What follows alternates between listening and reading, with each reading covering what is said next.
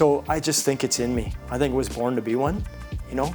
But I mean, I'm a chiropractor by trade, and one of the things I notice is in my practice, people would be stressed, and I would be coaching them, but my appointment times are only like 5 minutes. So, you know, as time kind of went on, I became frustrated with not having enough time to get deep and go in with them and help them with it, right?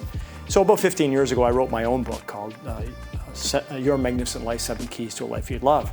But I didn't have the time to promote it or get on with it, so I just kind of stayed in my practice and doing my thing. And then along the way, I had a nephew who was playing OHL hockey, and he was struggling. And about every week or two, him and I would be on the phone just talking. And I was just being a good uncle, but before I knew it, I was performance coaching him, right? Working on his mindset, keeping him focused, doing all the good things, and his career took off. He got drafted into the NHL.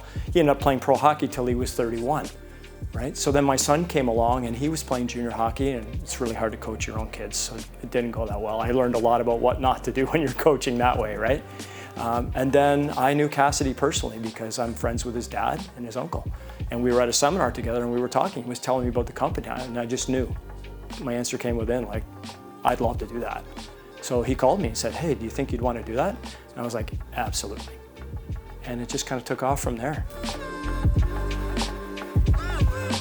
Good question, because I think we all have multiple mindsets that we have to choose from every day.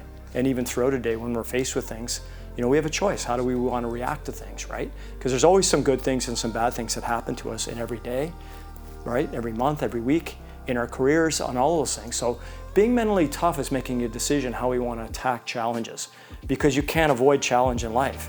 So if you're pursuing something you love, you might as well tackle in that direction both the benefits and the challenges that go with it. And then when you can embrace the challenge and you get into process mindset, it's all about growing and getting better. Well, we're going to get better more efficiently if we get better from the good things and the bad things.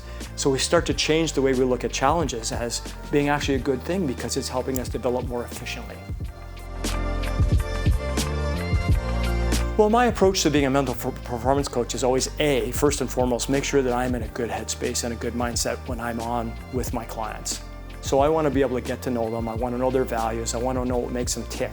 Because if I can understand where that's coming from, we can understand a little bit more about what's driving them and what's in the way or what's a mental block for them, right? And then I want to listen as much as I want to talk. And you can tell I like to talk, so that's a challenge for me. But drawing my clients out and hearing them, and then sometimes just repeating back to them, well, Nicholas, what did you just say?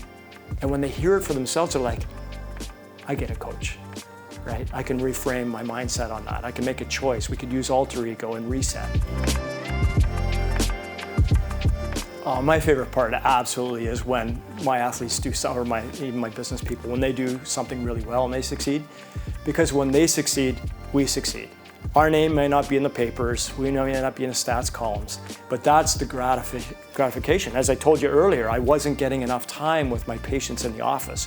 We have time now in our sessions to dig deep with our people, make lasting relationships. I mean, I'm 3 seasons with some of my athletes. So you start to see them climb the levels. It's very gratifying.